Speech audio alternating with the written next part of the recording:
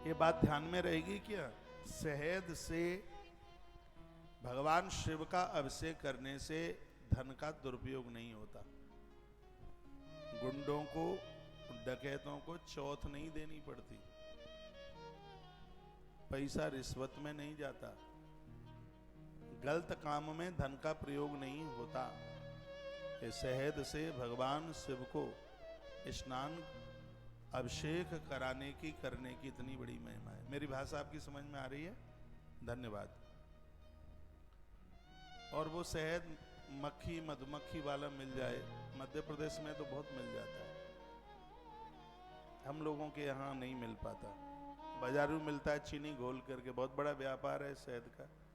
ये बाजार का शहद जो आप लेते हैं ये तो डायबिटीज को तैयार कर देगा, और जो असली शहद है उससे कभी डायबिटीज बढ़ती ही नहीं है, वो तो प्राकृतिक है, वो मक्खियों ने तैयार किया है। जो व्यापारी तैयार कर रहे हैं ये ज्यादा ये मत खा पी लेना, ये तो डायबिटीज को बढ़ाता है। हम यहाँ की पूजा में भी शहद बालाघाट से मंगाते हैं। हमारे काका जी हैं वो रमेश अग्रवाल जी, और हमारे लांजी के भैया राजेश अग्रवाल जिन्होंने अभी रामेश्वरम में बहुत बड़ा आयोजन कराया था, वो भी सहयोग कर देते हैं शहद का। उस एरिया में बहुत शहद होता है, तो पूजा में असली ये शहद मिल जावे तो इस शहद का प्रभाव है कि घर में यदि कोई शराबी पनप गया है और सब पैसा को शराब जुआ के ऊपर खर्च करे देता है, बिगड़ा हुआ है बाजारू स्त्रियों के ऊपर खर्च करे देता है, तो लिंग पुराणांतर्गत शहद से भगवान शंकर का महारुद्राभिषेक करने से पैसे का दुरुपयोग नहीं होता, घर में संपत्ति टिकती है, पैसा रुकता है। ये शहद का प्रभाव है। अगली बात, जिनको अपना मकान नहीं है, अपना भवन नहीं है, किराए से रह रहे हैं, दुकान भी अपनी नहीं है, मकान भी अपना नहीं है, बन नहीं रहा है, प्लॉट भी नहीं लिया जा रहा, और तैयारी में कोशिश में लगे हुए हैं, दही से भगवान महादेव का अभिषेक करने से अपना मकान बहुत जल्दी बन जाता है। अब ऐसा तो है नहीं कि आपने दही से अभिषेक कर दिया तो भोलेनाथ बनाने को आ रहे हैं, चल बेटा तेरे लिए मकान बनाने को आ गया हूँ। हाँ, दही से स्नान कराओगे तो धन आने के रास्ते खुल जाएंगे और मकान बनाने का तुम्हारा मूड बन जाएगा। ये शंकर कृपा कर।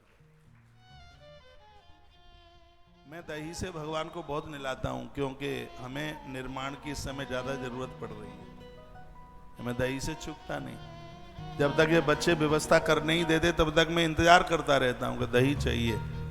भगवान महादेव की पूजा में मैं तो हवन में भी दही डालता हूँ, दही से मैं आहुति डालता हूँ। और आप मुझे ठीक से बारीकी से आप सुन पा रहे हैं, तो दधी से भगवान महादेव का रुद्राभिषेक करने से अपना भवन बन जाता है, अपना मकान बन जाता है, किराए के भवन से छुट्टी मिल जाती है। दधी से इतना बड़ा प्रभाव है। जितनी बार कथाएं आप सुनेंगे उतनी बार नई लगेगी, कितनी भी बार आप सुने ये भी आपका नया सा लगेगा। शंकर की कथा कह रहे हैं, उसका आनंद ले रहे हैं। महादेव तो अद्भुत है, शंकर का तो क्या कहना है। तो ऐसे भगवान शिव जो बहुत जल्दी प्रसन्न हो जाते हैं। इसमें लिखा है, चैनल वाले भाई साहब थोड़ा ध्यान दे दो, आवाज बढ़ा दो, डीजल उतना ही लगेगा, आवाज बहुत कम है। कितना अच्छा मैसेज लिखा है।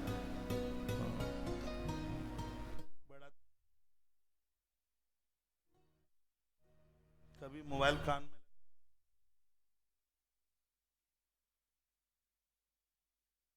ये रही बात शहद की और दही की। दही से भगवान महादेव का अभिषेक करने से मकान निर्माण कार्य नहीं रुकता, निर्माण में अवरोधकता नहीं आएगी।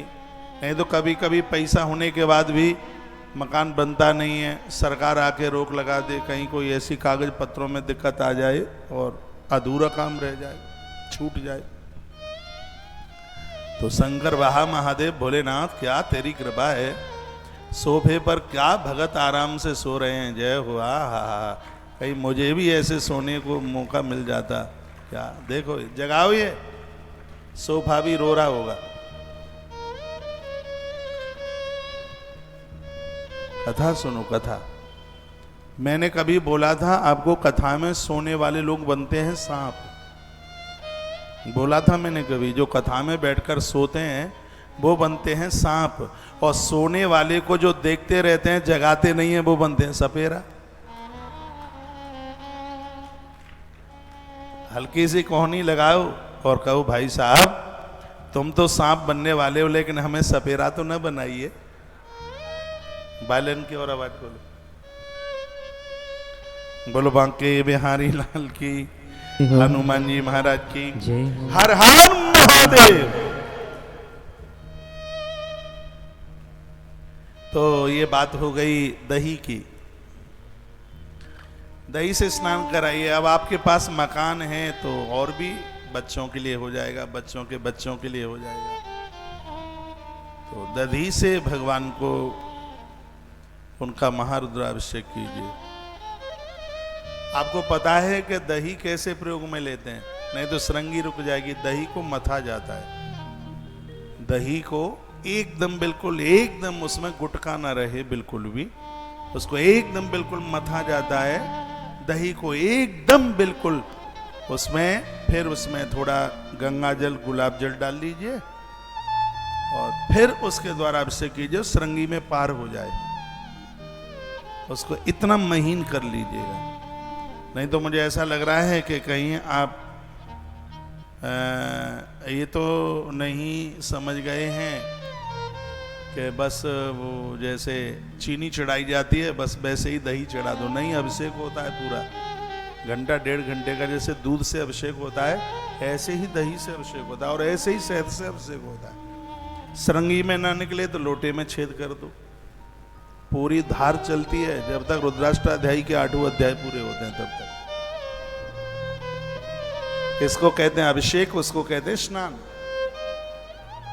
तो शंकर के अभिषेक की बहुत बड़ी महिमा है। एक बात मैं और आपको बोलूंगा, जो आप देवताओं को नहलाते हैं, आप जल से नहलाते हैं, उससे 100 गुना ज्यादा गंगा जल का प्रभाव है। गंगा जल से नहलाते हैं, उससे 100 गुना ज्यादा दूध का प्रभाव है। आप दूध से नहलाते हैं, उससे 100 गुना ज्यादा दही का प्रभाव है। आप दही से नहलाते हैं, उससे 100 गुना ज्यादा प्रभाव घृत का है, घी का। आप घी से नहलाते हैं, उससे 100 गुना ज्यादा प्रभाव है शहद का। आप शहद से स्नान कराते हैं, उससे 100 गुना ज्यादा प्रभाव है खांड। खांड जानते हैं? वो चीनी आती है, एक दूसरे तरह की बूरे टाइप की, और आप उससे नहलाते हैं। फिर 5 चीजों को मिला करके भगवान को नहलाते हैं, उसका प्रभाव उससे 1000 गुना ज्यादा है। पंचामृत लास्ट में 5 चीज मिला के भगवान को चढ़ाया जाता है। और उसके तत्पश्चात फिर एक बार जल से नहलाने के बाद एक कटोरी में आप गंध और चंदन दोनों चीजों को मिला लीजिए। इतना कपूर का टुकड़ा डाल दीजिए, उसको घोर लीजिए। फिर उससे आप भगवान को नहलाते हैं। तो जितना अंतर 1 और 10,000 में है, उतना ही अंतर और चीजों से और गंधोदक स्नान को कराने से उतना ही अंतर है उसमें। इसलिए आप कभी मेरे पास नजदीक बैठे, इन बच्चों को पता है कि मैं गंधोदक स्नान से देवताओं को जरूर नहलाता हूं। एक कटोरी में मैं चंदन, ये नहीं कि सब आपको ही बताने के लिए, सब मैं फॉलो करता हूं, ये सब मैं करता हूं इसको। कल हम यहाँ अभिषेक कर रहे थे, मेरी एक एक निगाह बारीकी से होती है। आचार्य जी ने ये सब अभिषेक करा दिया, पंचामृत से भी नहला दिया, कपड़ा मेरे हाथ में दे दिया पहुंचने के लिए। मुकुंद ने कहा ये गंधोदक स्नान से तो करा दो स्नान, और उसने अपने हाथ से कटोरी उठा करके पकड़ाई। तो इन बच्चों को पता है, सुनते हैं। गंधोदक की इतनी बड़ी महिमा है अपने आप में। इसको कहते हैं करोद्वर्त स्नान। जैसे पंचामृत स्नान है, यह करोद्वर्त स्नान है। इसकी बहुत बड़ी महिमा है। तो इस समय जो अभिषेक विज्ञान आप सुन रहे हैं, महारुद्राभिषेक की बातें सुन रहे हैं, बड़ी गहराई को छूती हुई बातें हैं, और यही कार्य हमारे जीवन का, हमारी जिंदगी का परिवर्तन कर देंगे। तो मैंने आपको ये दही से भगवान को महाअभिषेक करने की बात कही है, जो कि अपने मकान, दुकान, अपने महल निर्माण के लिए अब जो भी, और मैं उनको जरूर कहूँगा जो बिल्डिंग बनाने का काम करते हैं, निर्माण का जो काम करते हैं, ठेके लेते हैं, प्राइवेट लेते हैं, सरकारी लेते हैं, उनको क्या बोलते हैं? बिल्डर कहते हैं? क्या कहते हैं? बिल्डर बोलते हैं? क्या बोलते हैं जो मकान बनाते हैं? हाँ, कॉन्ट्रैक्टर तो वो रोड बनाने वाला भी हो सकता है। जो मकान बनाते हैं बड़े बड़े, उनको क्या बोलते हैं? अरे बिल्डर कहते हैं। जो फ्लैट बना बना के बेचते हैं, क्या बोलते हैं? बिल्डर बोलते हैं ना। तो यही तो पूछ रहा हूं मैं आपको। तो जिनका कुछ ऐसा व्यापार है और वो इस लाइन में व्यापार करते हैं, जिनके द्वारा निर्माण कार्य चल रहे हैं, उन लोगों के लिए बहुत अच्छी बात है, वरदान है, समझ लीजिए उनके लिए।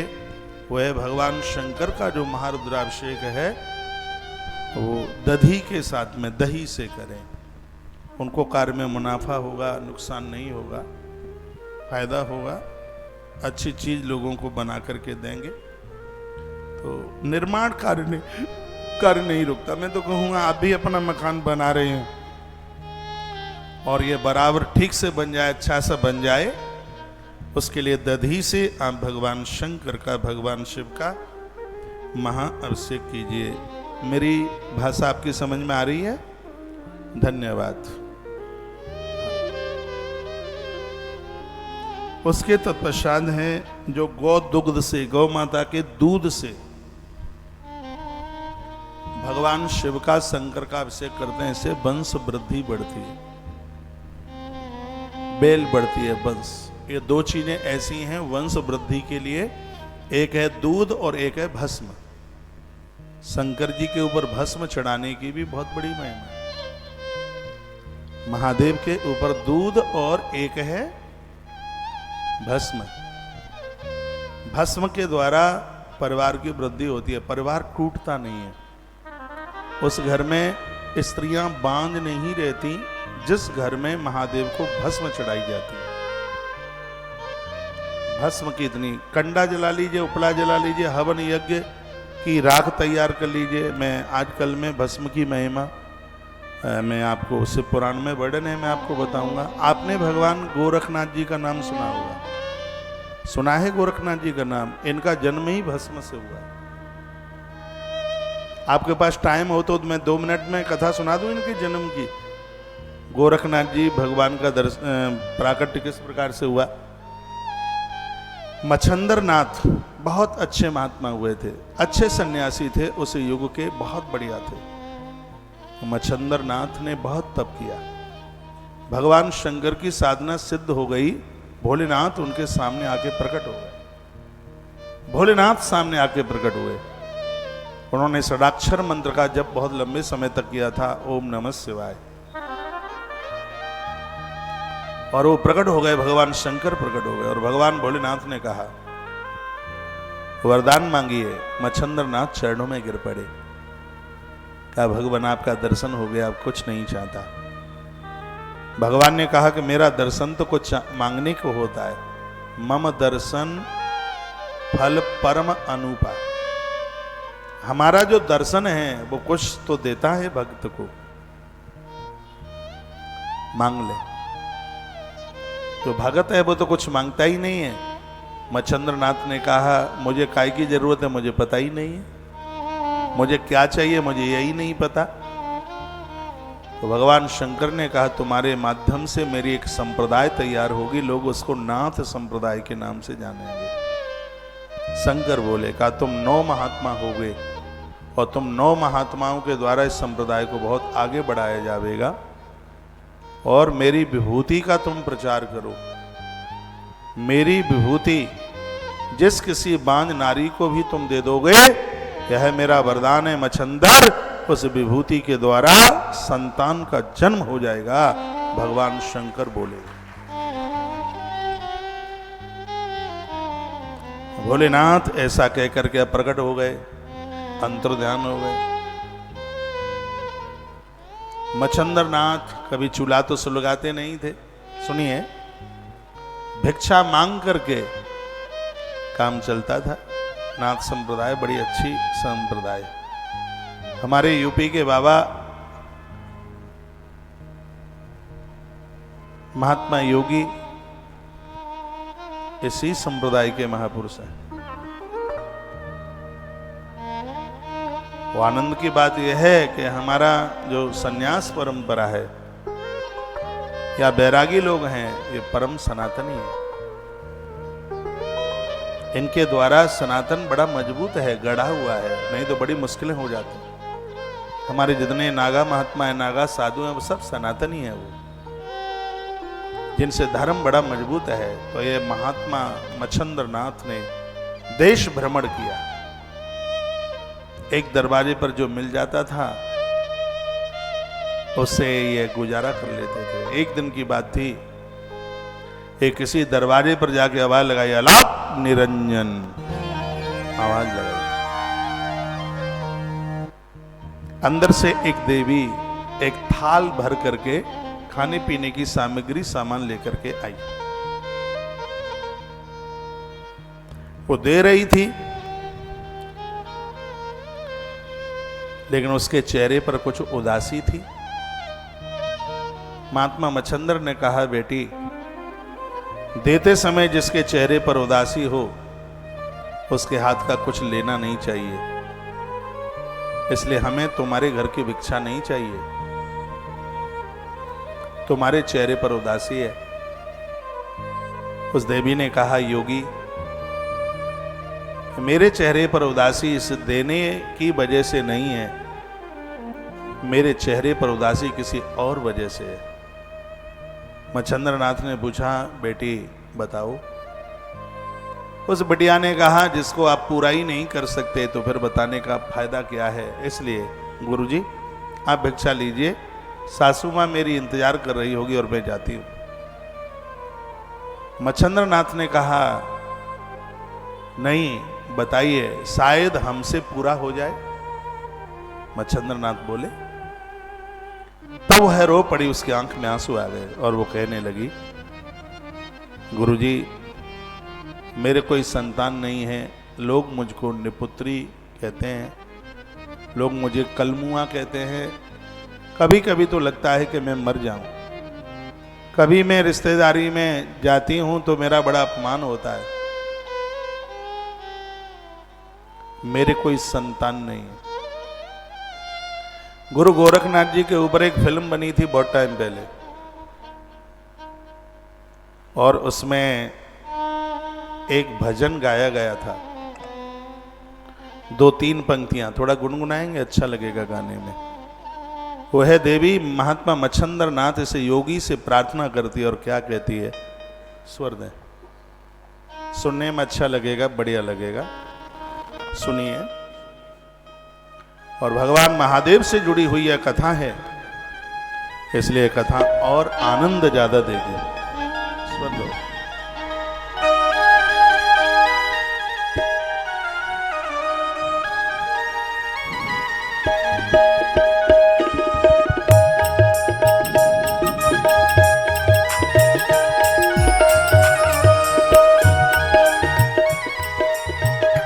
मेरा मिटता बंसी बड़ा, ओ योगी मोहे बल दे दे। मेरा मिटता बंसी बड़ा, ओ योगी मोहे बल दे दे। तालियां बजाओ,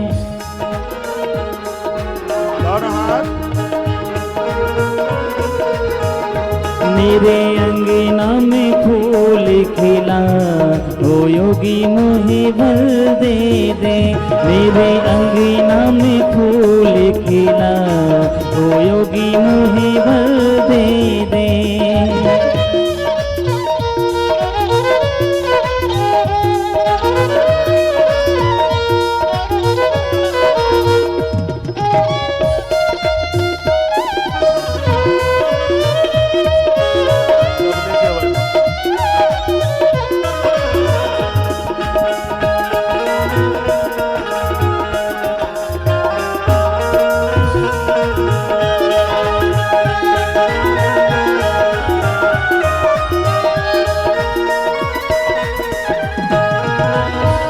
मावन नारी का सपना, मावन नारी का सपना, मावन नारी का सपना, सपना पूर्ण हो कब अपना, सपना पूर्ण हो कब अपना।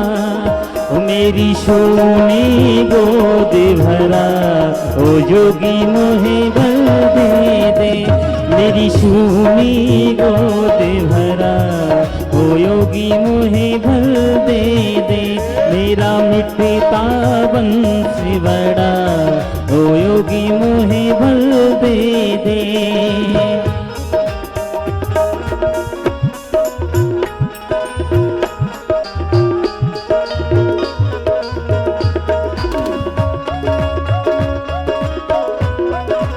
हरि बोल।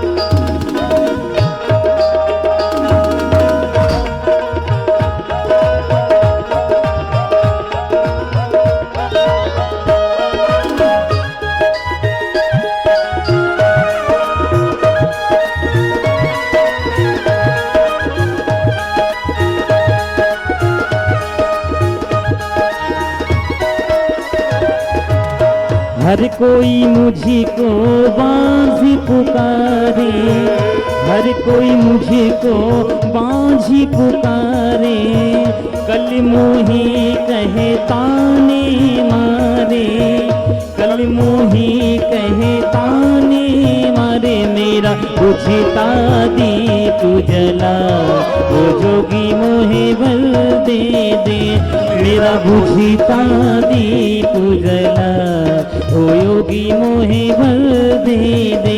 मेरा बिकता बंसी बड़ा ओ योगी मोहे बल दे दे।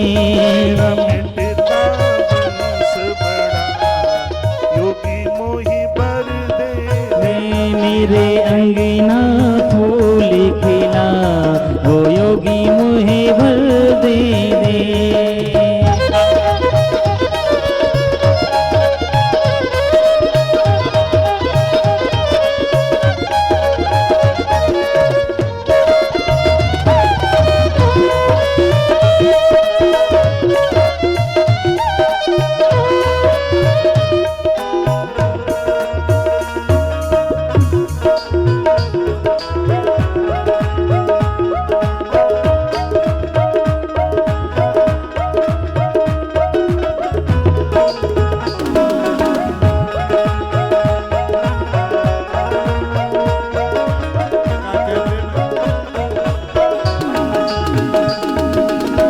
एक साधु की करती सेवा, एक साधु की करती सेवा, फिर भी मुझको मिली न मेवा, फिर भी मुझको मिली न मेवा।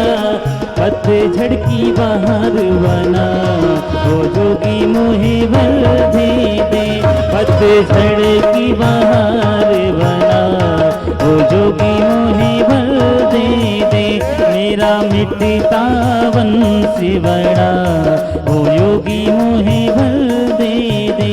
मेरे अंगना में फूल खिला ओ जोगी मोहे बल दे दे।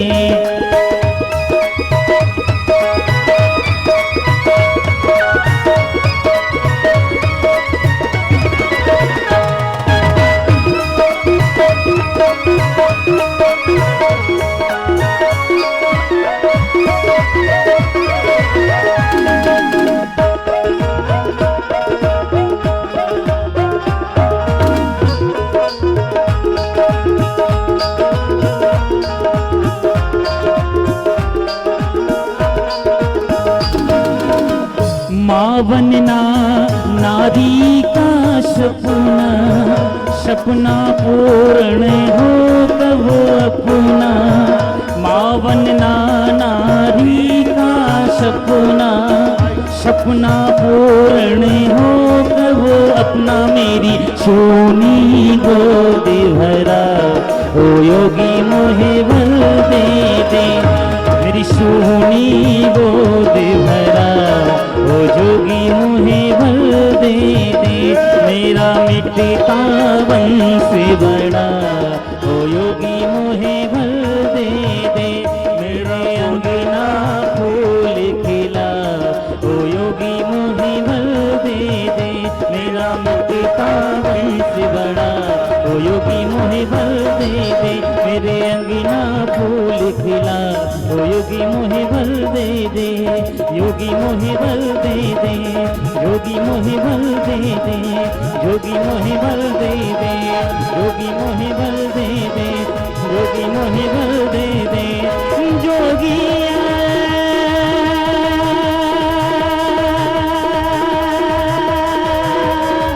जोगी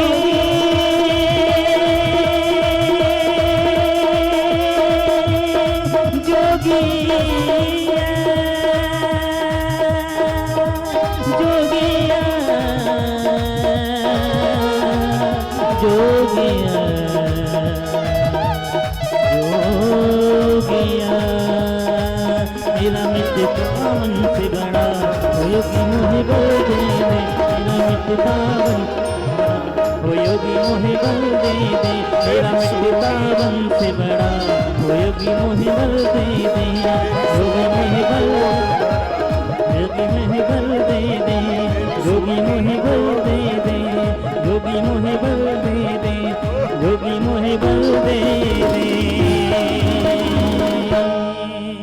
मेरी सूनी गोद भरा ओ जोगी मोहे बल दे दे मेरा बुझता दीप जला ओ जोगी मोहे बल दे दे मेरा मिटता तावन से बड़ा ओ योगी मोहे बल दे दे मेरी सूनी गोद भरा ओ योगी मोहे बल दे दे मेरा मिटता वंश बड़ा ओ योगी मोहे बल दे दे मेरे अगना फूल फूल खिला ओ जोगी मोहे बल दे दे मेरी सूनी गोद भरा ओ जोगी मोहे बल दे दे बोलिए शंकर भगवान की जय महाकालेश्वरनाथ भगवान की जय नमः पार्वती पतये हर हर महा। तो मच्छंदरनाथ बाबा के सामने वह देवी प्रार्थना कर रही थी। वो कहती है मेरे संतान नहीं है, मेरे औलाद नहीं है, कोई मुझे कलमुआ कहती है, कोई मुझे बांझ कह के अपमानित करती है और मैं बहुत दुखी हूं। गुरुदेव पता नहीं है लालसा मेरे संग ही रह जाएगी क्या। तो भगवान शंकर ने तो कहा था कि भस्म का प्रचार करो और ये भस्म तुम जिसको दे दोगे मेरी कृपा उसमें होगी, निसंतान को संतान हो जाएगी, कामनाओं की पूर्ति हो जाएगी। शंकर ने कहा था। मच्छंद्रनाथ को वही बात याद आ गई तो उन्होंने अपनी झोली से भस्म निकाली। देखो महादेव की भस्म की महिमा देखिए। उन्होंने भस्म निकाली और कहा बेटी इस भस्म को तू जल के साथ ले लेना, निगल लेना, और इस भस्म के प्रभाव से महादेव जैसा पुत्र तुझे प्राप्त होगा। और ये कह करके मच्छंद्रनाथ वहां से चले गए। इस परिवार में गाय की पूजा बहुत होती थी, सैकड़ों गाय थी और पहले समय में लोग गाय रखते ही थे। इतने गाय की बहुत सेवा होती थी। तो वह देवी भिक्षा डालकर वो भस्म लेकर के गई और उसने खुशी के मारे नाच रही थी। तो उसने ये बात अपनी ननद को बताई और ननद के पेट में बात कम रुकती है कि वो भाभी की बात अपनी मां को ना कहे जाके। कम होता है कि ना कहे, तब तक तो उसका पेट फूल जाएगा, नहीं बताएगी तो। जब तक भाभी की बात वो अपनी मैयों को ना बताए तब तक तो पेट फूल जाएगा। उससे पेट में बात पचेगी थोड़ी। तो उसने तो मन पा करके अपनी भाभी को ये बात बता दी।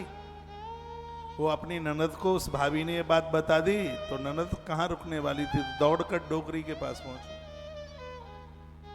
क्या कि आजकल तो भाभी मुस्टंडों के साथ में, उनका पता नहीं वो तो उसने अपनी भाषा में और क्या क्या बोला। कहा कि एक बाबा जी से लेकर के धूल ले आइए, और सो डोकरिया ने लाठी उठाई। सास थी डिप्लोमा, उसके पास तो लाइसेंस था सास का, तो उसने वो डंडा उठाया और आके बोले कलमो इधर इधर इधर। वो थर थर कांपती रही। कहा माँ जी क्या गलती हो गई? कौन फकीर बाबा के यहां से आई है? राख लाइए, राख। हाँ, राख से बच्चे पैदा होते हैं, राख से। उसको इतनी डांट लगाई। गोबर उठा रही थी वो, और उसकी साड़ी के छोर में राख बंधी हुई थी। वो डर गई, वो भयभीत हो गई, और उसने कह दिया माँ जी मैं तो उसको घूरे पर फेंक के आ गई। घूरा जानते हैं जहां गोबर डाला जाता है। तो इतनी भयभीत हो गई, और उसने सास माँ के डंडों से बचने के लिए वो साड़ी का छोर खोला, और उसने वो राख वहां घूरे पे जाके डाल दी। उसके ऊपर गोबर डलता रहा। कई साल तक गोबर डला उसके ऊपर। 16 वर्ष के बाद में वही मच्छंद्र नाथ आए वहां। उन्होंने फिर कहा अलख निरंजन। तब तक तो उसकी उम्र पलटा खा गई थी, और वही देवी फिर आज भिक्षा देने के लिए आई। तो बाबा मच्छंद्र ने कहा ये भिक्षा नहीं, 16 साल पहले भस्म दे के गया था, उसे बेटा हुआ होगा, बेटा कैसा है? वो रो पड़ी, आंख में आंसू आ गए। कहा गुरुजी ननद और सास माँ ने बहुत डांट लगाई, मैंने तो उस भस्म को फेंक दिया। मच्छंद्र ने कहा शंकर की वाणी, संतान के लिए भस्म दी जाए और संतान ना हो, ऐसा कैसे हो सकता है? तो उन्हें भस्म कहां फेंकी? तो उसने वो घूरे की तरफ इशारा किया जहां गैया का गोबर डलता था, वो इशारा किया कि यहां डाला। मच्छंद्र ने नेत्र बंद किए, समाधि लगाई, और गोबर के नीचे दबा हुआ बच्चा मच्छंद्र नाथ ने अपनी समाधि में देख लिया। और उन्होंने कहा बेटा, गोबर के नीचे से आवाज आई गुरुजी। गुरुदेव मच्छंद्र नाथ ने गोबर उठाया, जिंदे बच्चे को बाहर निकाला, बच्चा छड़ों में गिर पड़ा। मच्छंद्र नाथ ने उसे कंठ लगा लिया, और बेटे ने कहा गुरुदेव मेरा नाम रखिए। तो गुरुदेव ने कहा तू शिव अवतारी है, शंकर ही तेरे रूप में है। 16 वर्ष तक गौ माता ने तुझे रखा है, इसलिए मैं तेरा नाम गोरख रखता हूं, इसलिए उनका नाम गोरख हुआ। गौ माता ने 16 वर्ष उसको दुग्ध अपना पिलाया, उसकी रक्षा करी। साक्षात भगवान शंकर ही और गोरखनाथ प्रभु के रूप में। जिस समय भर्तहरि जी महाराज उज्जैन में थे, उस समय महात्मा गोरखनाथ भी यहीं थे। एक अमर फल आकाश से गिरा था, इसी उज्जैन में भगवान गोरखनाथ ने वह अमर फल अपने शिष्य भर्तहरि को दिया था, और जिस अमर फल के द्वारा ही तो भर्तहरि को वैराग्य हुआ था। कैसे वैराग्य हुआ था, 1 मिनट और हो तो और सुना दूं फिर। हाँ, कैसे वैराग्य हुआ था सुनिए। भर्तहरि की घरवाली ज्यादा सुंदर थी। कोई चीज अति से ज्यादा सुंदर हो तो वो भी ठीक नहीं है ना, इसलिए थोड़ा मीडियम हो तो ज्यादा ठीक है। हाँ, थोड़ा पति और पत्नी का मिलता हो आपस में, एक ज्यादा सुंदर हो और एक कम सुंदर हो तो वहां ज्यादा ठीक नहीं है, ज्यादा बढ़िया नहीं है। भर्तहरि राजा उतने सुंदर थे नहीं, और घरवाली ज्यादा सुंदर थी। इतनी सुंदर थी कि भर्तहरि जब वो निकलती थी तो उसके ऊपर छाता ले लेके चलते थे, कहीं गोरा चमड़ा काला ना हो जाए। वो बड़ा ध्यान रखते थे अपनी गृहिणी का। तो एक दिन की बात, गुरुदेव को लगा कि ये तो ऐसा भोगों में डूब गया है, इसका कल्याण कैसे होगा। इसको मैं सीधे बोलूं कि पत्नी से इतना प्रेम मत किया कर, तो ये मानने वाला नहीं है, क्या करें। गुरुजी ने चिंता जताई और गुरु लोग शिष्यों के लिए बड़े चिंतित होते हैं। एक दिन की बात थी, वो अपनी आराधना साधना पूजा में बैठे थे, आकाश में से एक फल आके गिरा और गुरुजी ने उठाया और कहा, अरे जिसके पास में फल होगा वो बूढ़ा नहीं होगा, उसके राज्य में अकाल दुकाल नहीं पड़ेगा, उसको रोग नहीं घेरेंगे। तो गोरखनाथ जी ने कहा, बहुत बड़ी प्रजा का राजा है मेरा शिष्य भर्तहरि, विक्रमादित्य का राज भर्तहरि के बाद आया है, तो क्यों नहीं ये मैं अपने शिष्य को अमर फल दे दूं। तो गुरुजी आए, भर्तहरि यहीं रहते थे उस समय उज्जैन में, तो उनको वो अमर फल दिया, पूरी बात बताई, कहा बेटा ये फल जब तक रहेगा तब तक आदमी बूढ़ा नहीं होगा, रोग नहीं घेरेंगे, अकाल दुकाल नहीं पड़ेंगे, ये इसकी विशेषता है, युवा अवस्था बनी रहेगी। ये कह करके गुरुजी चले गए, गोरखनाथ जी ये कह के चले गए। अब भर्तहरि को लगा कि मेरी पत्नी बहुत सुंदर है, क्यों ना ये फल घरवाली को दे दूं सो वो कभी बूढ़ी ना हो।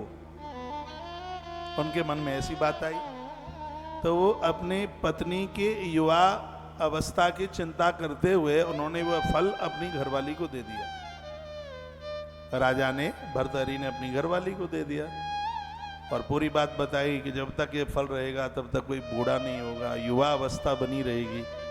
तो ये कह करके भर्तहरि चले आए अपनी राजगद्दी की तरफ। अब उनकी घरवाली ने सोचा कि इस फल की इतनी बड़ी महिमा है, तो राजा का सेनापति मुझसे बड़ा प्रेम करता है, क्यों ना ये फल मैं उसे दे दूं तो वो कभी बूढ़ा ना हो। हाँ, तो वो उसे प्रेम करती थी, सेनापति को। तो सेनापति आया, उसने ये फल उसे दे दिया। अब बोर तो नहीं हो रहे हैं, तो मैं गैर बदल दूंगा कथा का। तो उसने वो फल, ये बात इसलिए कही जा रही है, संसार में जब ये लगता है कि हम उसे बहुत प्रेम कर रहे हैं तो वो भी हमें कर रहा होगा। नहीं महाराज, ये दुरंगा है संसार, ये दिखने में कुछ और लगता है, परखने में कुछ और लगता है। राजा भर्तहरि अपनी घरवाली को प्रेम करता है, लेकिन घरवाली नहीं करती, वो सेनापति से प्रेम करती है। सेनापति आया और उसने वह फल उसे दे दिया, उसे कह दिया ये संभाल के रखना, तुम बूढ़े नहीं होंगे कभी। वो बड़ा मुस्कुरा करके खुश होकर के ले गया फल। अब वो सोचने लगा कि नगर की वेश्या मुझसे बहुत प्रेम करती है, क्यों नहीं ये फल मैं उस वेश्या को दे दूं। देखो ढोल में पोल देखो, ये तो सोच रही है राजा की रानी के सेनापति हमें प्रेम करता है, लेकिन वो नगर की गड़का को, वेश्या को प्रेम करता है। वो सोचने लगा क्यों ना ये फल मैं उस वेश्या को दे दूं सो वो कभी बूढ़ी ना हो, क्योंकि बुढ़ापे से तो सब डर रहे हैं, सबको भय लग रहा है वृद्धावस्था से। तो उसने वह फल ले जाकर उस नगर की वेश्या को, गड़का को दे दिया। अब वेश्या के हाथ में आया फल और वो कह दिया कि जब तक ये रहेगा तब तक कोई बूढ़ा नहीं होगा, बीमारी नहीं होगी, राज्य में कहीं अकाल दुकाल नहीं पड़ेंगे।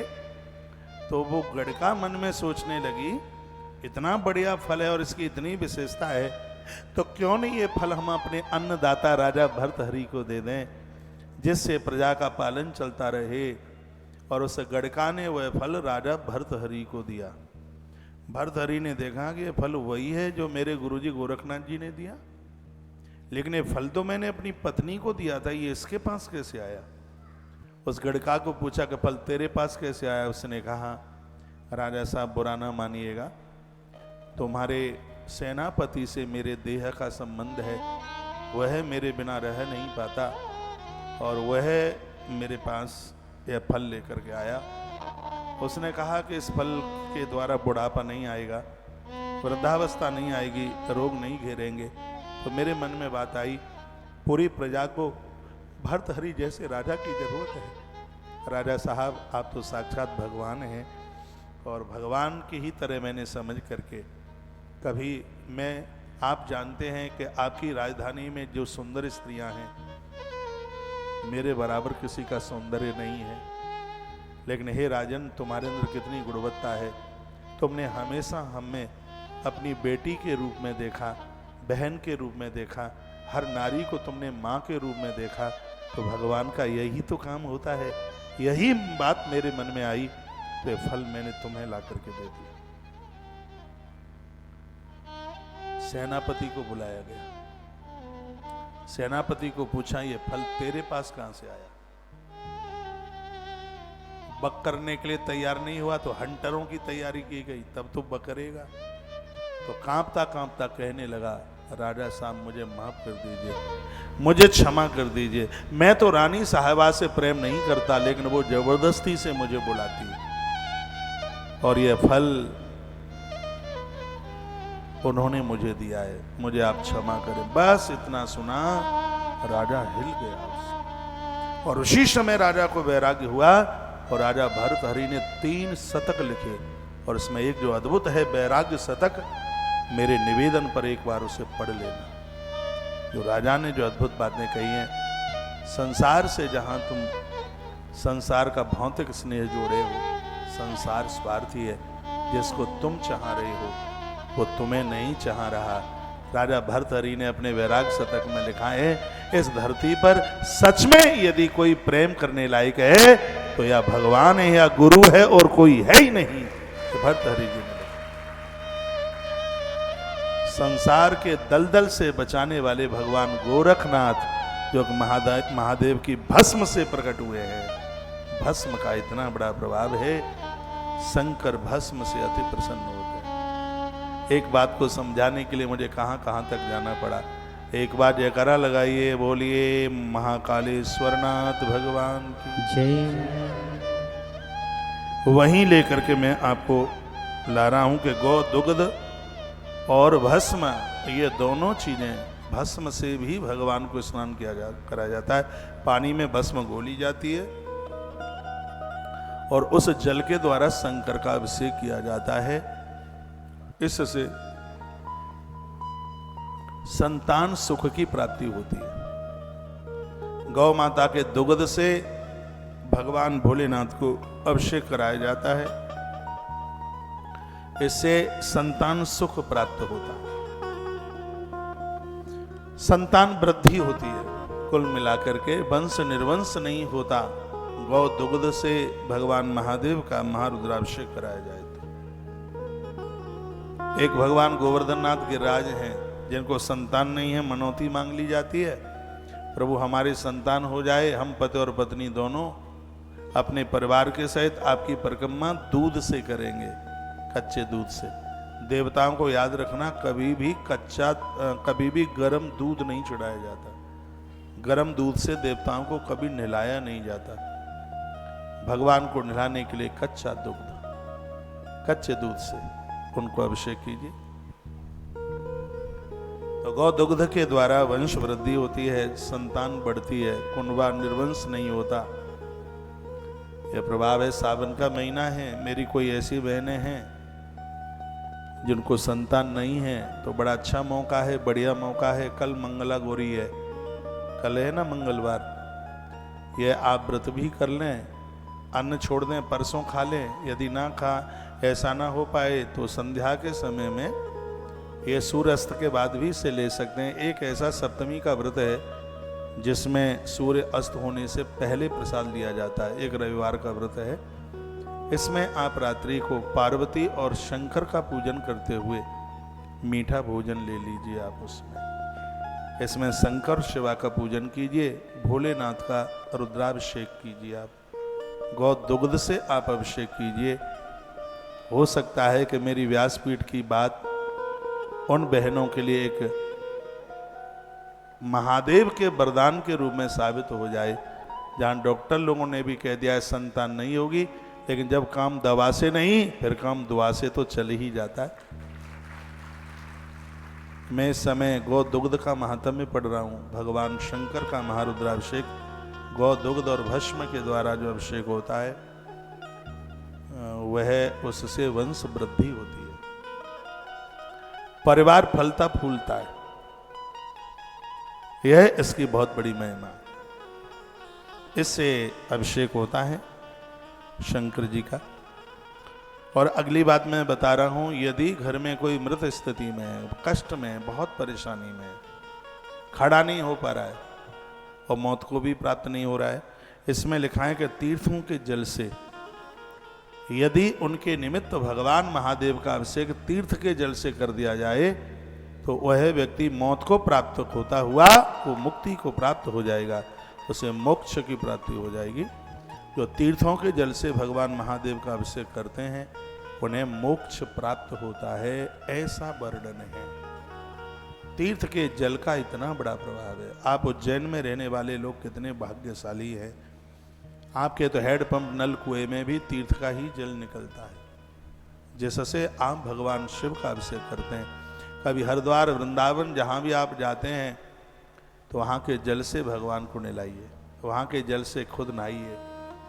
ये कष्ट निवारक हैं और अंत में हमारी मृत्यु को सुधारने वाले हैं, मौत को सुधारने। मैं तो जब जब कहीं गंगा जी इत्यादि जगह गया, अभी हम बद्रीनाथ से लौट रहे थे तो हरिद्वार रुके एक रात, दूसरे दिन सुबह ही हम गंगा जी के घाट पर पहुंच करके, और उस दिन पूर्णमासी थी, क्या आनंद आया। शंकर का अभिषेक गंगा जल से किया, गंगा के जल से मिलाया। मेरा रोज का यज्ञ करने वाला सुरवा है, चांदी का इतना बड़ा, जिससे मैं रोज हवन करता हूँ। पता नहीं वो कैसे खिसक गया और वो गंगा जी में गिर गया। हम सब जगह ढूंढे कि सुरवा कहाँ गया सुरवा। हे गंगा मैया सुरवा दे दे, हे गंगा मैया सुरवा दे दे। तो एक ऊंचा सा चबूतरा सा गंगा जी के बीच में बना, उस पर बैठ करके अभिषेक किया। तो सब ये बच्चे भी बड़े परेशान थे। ये बालक मुकुंद जा करके वहाँ ये भी बोला, माँ को प्रार्थना करी होगी कि सुरवा कहाँ गया। तो जैसे ही गंगा जी में नीचे हाथ डाला तो पहले ही हाथ में सुरवा गंगा मैया ने दे दिया, नहीं तो बड़ी तड़फन हो रही थी। सुरवा चला गया, हवन करने वाला, यज्ञ करने वाला। गंगा तो बड़ी कृपालुनी है, बड़ी दयालुनी माँ है। कभी आप अपने महादेव को या अपने ठाकुर जी को लेके जाते हैं तीर्थों में, तो वहाँ के नदियों के तीर्थ के जल से भगवान को स्नान कराइए। लिखा है तीर्थों के जल से शंकर का अभिषेक करने से 100% जीव मोक्ष को प्राप्त करता है। तीर्थ का जल मोक्ष देता है। आप कह रहे होंगे कि हम तो घर पर ही अभिषेक कर लेते हैं। तुम्हारे घर के अभिषेक में और उज्जैन के अभिषेक में बहुत बड़ा अंतर है। यहाँ जल तीर्थ का है, यहाँ तीर्थ की महिमा, ये सप्तपुरी है, ये अवंतिका नाथ की धरती है। और ऐसी धरती है कालिदास को जहां ज्ञान मिला है। कवि कुल चूड़ामणि श्रेष्ठ कवियों में बहुत ऊपर नाम आता है कालिदास जी का। उनको कृपा यही हुई है इसी माटी पर। हाँ, यही उनको कृपा मिली है। माता गढ़कालिका के परम पुजारी बताए जाते हैं, वहां उनको सिद्धि मिल गई। गढ़कालिका है ना उज्जैन में, दर्शन जरूर करना। हाँ, माता जी का नाम 51 पीठ में से आता है। बाबा कालिदास की मां अद्भुत माता है, वाक सिद्धि हो गई और मां ने प्रकट होकर के कहा, रात भर में तू जितनी किताबें कुरेद ले, जितना चिंतन कर ले, वो सब तुझे कंठ हो जाएगा। तो एक काली को, काली क्या लोग कलुआ कहते थे, हाँ, तो उसको इस उज्जैन की धरती ने कविकुल चूड़ामणि कालिदास बना दिया। ऐसी धरती को हम वंदन करते हैं, ऐसी धरा को हम प्रणाम करते हैं। तो तीर्थों के जल से भगवान महादेव का अभिषेक होना चाहिए। तीर्थों के जल से राजा का अभिषेक होना चाहिए। उस राजा के माथे पर गलत विचार नहीं आते। वर्णन है ग्रंथों में, राजा को गद्दी पर बैठने से पहले तीर्थों के जल से स्नान कराया जाए। वो भरतलाल जी जब चित्रकूट गए तो दुनिया भर के तीर्थों का जल लेकर के गए थे राम जी के अभिषेक के लिए। पहले तो ऐसा ही होता था। और आज भी राजाओं को तीर्थ के जल से स्नान कराया जावे तो बड़ा फर्क होगा, उन चीजों में बड़ा प्रभाव होगा। हमारे तो देश का प्रधानमंत्री बहुत तीर्थों को मानता है।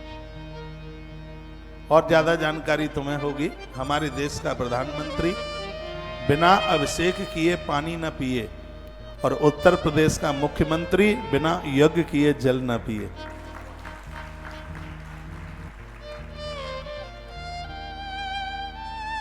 एक बात मैं निवेदन करूंगा, सैकड़ों वर्ष पहले हिंदू ने ईरान इराक छोड़ दिया। सैकड़ों वर्ष पहले सिंगापुर छोड़ दिया, आरओसी की कंट्रियां छोड़ दी, 50-40 साल पहले बांग्लादेश छोड़ दिया, पाकिस्तान छूट गया, कहां है? और मैं बहुत निवेदन करना चाहूंगा, यदि हिंदुत्व को जोर न दिया तो कहीं भारत छोड़ने की नौबत ना आ जाए, और भारत भी छूट गया तो फिर जाओगे कहां? निवेदन है, अपने धर्म में विश्वास रखो।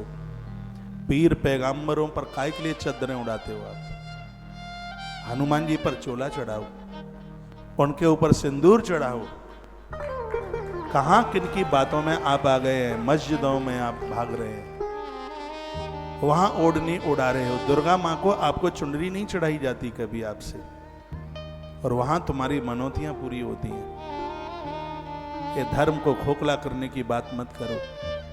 हमारा हिंदू ईरान, इराक सब जगह फैला हुआ था, कोई जगह नहीं थी जहां पर हिंदू नहीं था, लेकिन हिंदू सिकुड़ गया है सब जगह से। केरला खाली होता हुआ जा रहा है। जम्मू कश्मीर में कितना हिंदू वहां से निकला। पश्चिम बंगाल में हिंदू की क्या हालात हो रही है।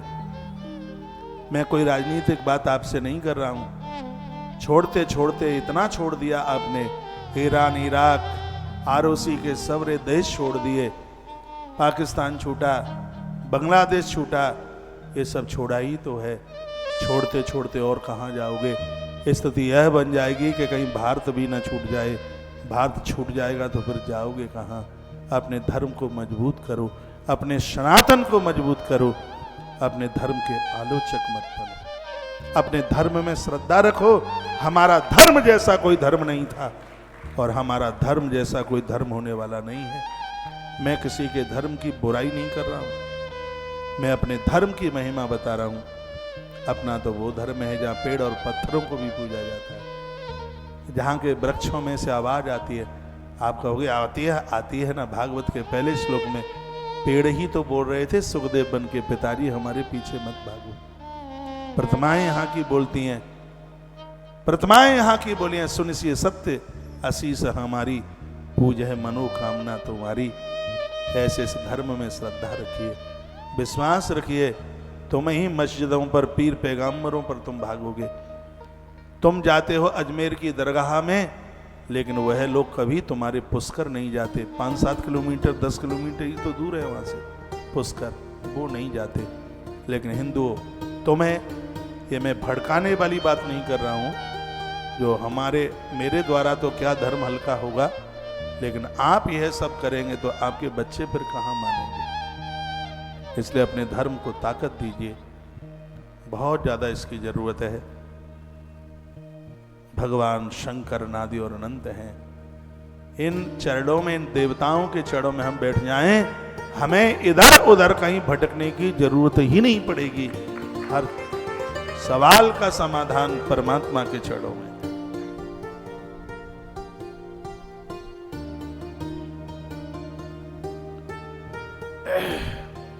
तीर्थों का जल मुक्ति देता है, मोक्ष देता है। और सुनिए, यदि कोई रोग बढ़ रहे हैं तो पानी में आप इत्र डालिए, जल में इत्र, पानी में इत्र डालकर भगवान महादेव को शनिवार को आप महारुद्राभिषेक। शनिवार रोग निवारण के लिए, संतान प्राप्ति के लिए बड़ा अद्भुत दिन है। तो रोगों का निवारण हो जाएगा।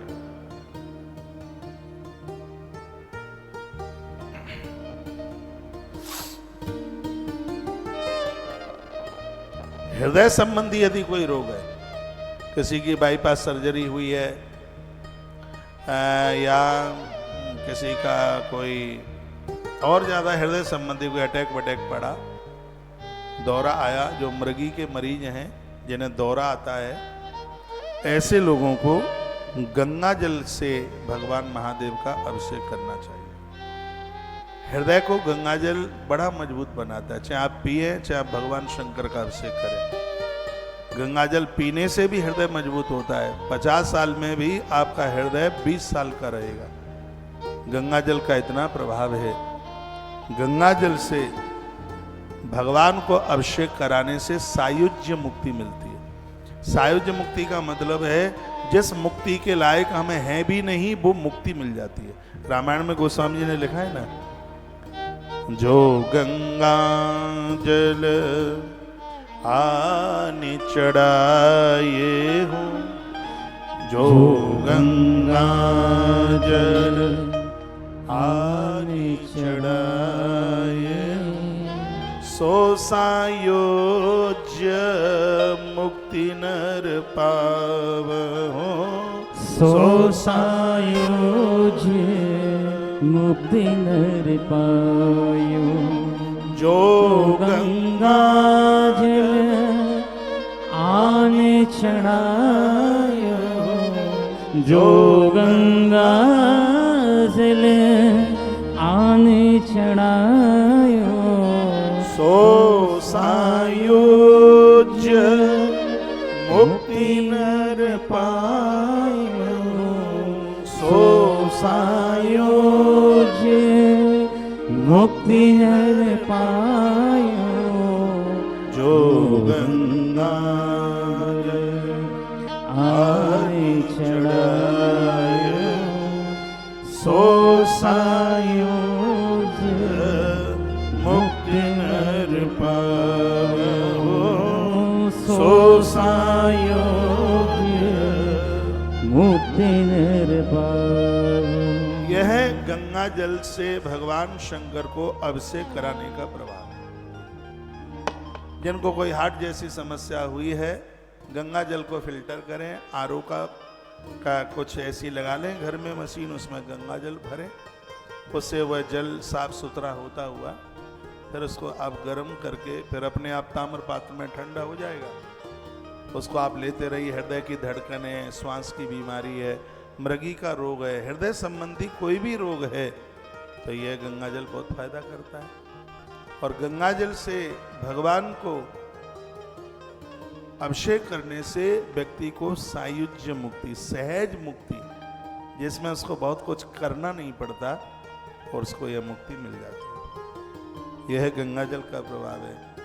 जिसके घर में गंगा जल, तुलसी और गौ माता की रोटी और एकादशी का व्रत, ये 3-4 चीजें होती हैं, उसके घर में भूत और प्रेत का साया नहीं होता। उसके घर में बाहरी अलाय और बलाई नहीं टिकती। कितना बड़ा प्रभाव है। गरुड़ पुराण के अंतर्गत लिखा है कि रोगी के पास गंगा जल की कटोरी और तुलसी का गमला रोगी के सिरहाने के पास रखाएं तो यम के दूत महादेव की आज्ञा के बिना उस घर में प्रवेश नहीं कर सकते। नारायण की आज्ञा के बिना वो उस घर में प्रवेश नहीं कर पाए। ये गरुड़ पुराण में वर्णन है। आप सबके घर में गंगा जल हो। हमने अभी बद्रीनाथ में गंगा जलहरी गंगा अर्चन किया, कितनी गंगा जलहरी भेजी। हमने कहा पूजा में इसको रखिए, इसका पूजन कीजिए। सगर के 60,000 पुत्र भस्म हो गए, उनका उद्धार भी मां गंगा करती है। और शंकर को गंगा इतनी प्रिय है कि उनका नाम ही गंगाधर हो जाता है। से वो बहुत प्रसन्न होते हैं। नारायण बड़े प्रसन्न होते हैं। मैं एक बार फिर कहूँगा, जो गंगा जल से भगवान महादेव को अभिषेक करते हैं उनका कलेजा मजबूत होता है और उनको सहज मुक्ति मिल जाती है। उनको मरते समय तकलीफें नहीं उठानी पड़ती। ये गंगा जल से महादेव को अभिषेक करने का प्रभाव है। एक बात मैं बोलूं, व्यक्ति का जब जन्म होता है तो इतना कष्ट होता है, 10 लाख बिच्छू डंक मारे, इतनी वेदना होती है। और जब व्यक्ति का मौत, व्यक्ति की मृत्यु होती है, तब उसको इतना कष्ट होता है कि 20 करोड़ बिच्छू डंक मार रहे हैं। उसे इतनी वेदना होती है। और उस कष्ट से बचने के लिए महादेव के ऊपर गंगा जल चढ़ाया जाता है। आप पूजा की बाल्टी में आप पानी में थोड़ा गंगा जल डाल लें और उस जल से देवताओं को स्नान कराएं। जल को शुद्धि मिल जाएगी। तुम्हारा शंकर गंगाधर बनकर तुम्हारी पूजा को स्वीकार करेगा। बहुत आनंद आएगा। बात आ रही है समझ में? धन्यवाद। आगे की बात मैं बोल रहा हूँ वो मैं यह निवेदन कर रहा हूँ, जो घी की धारा से घृत की धारा से भगवान का अभिषेक करते हैं, द्वितीया के चंद्रमा की तरह उनके वंश का विस्तार होता है। वंश वृद्धि के लिए आप कहोगे आपने पहले दूध को बताया है, दूध के द्वारा तो वृद्धि आपके घर में आपकी बहू है। तो ये बात बहुत ध्यान से सुनना है, बात समझ में आ जाए वही तो कथा है। आप दूध से भगवान को स्नान कराते हैं तो उससे आपका बेटा है, आपका पोता है, यानी जो आपकी ही पलगैया से जो परिवार आगे बढ़ रहा है, जो आपसे ही पैदा है, चाहे आप पापा हैं चाहे आप माँ हैं, तो आपके माध्यम से जन्म लेने वाले वो बच्चे, उनका वंश नहीं रुकेगा, वो बढ़ेगा। लेकिन जो घृत के द्वारा जो स्नान कराया जा रहा है उसके द्वारा आपके बच्चों की वंश वृद्धि बढ़ेगी। आपका देवर है, देवरानी है, जेठ है, जेठानी है, पियर में आपका भाई है और उधर आपकी ननद है, यानी आपके संबंध से जितने भी लोग जुड़े हैं आपके द्वारा ये अभिषेक, घृत से अभिषेक होने पर आपसे जुड़ी हुई संपूर्ण वंश का विस्तार होता है, वंश वृद्धि का विस्तार होता है। यह है घृत के द्वारा भगवान शंकर का अभिषेक करने का इतना बड़ा महात्म्य।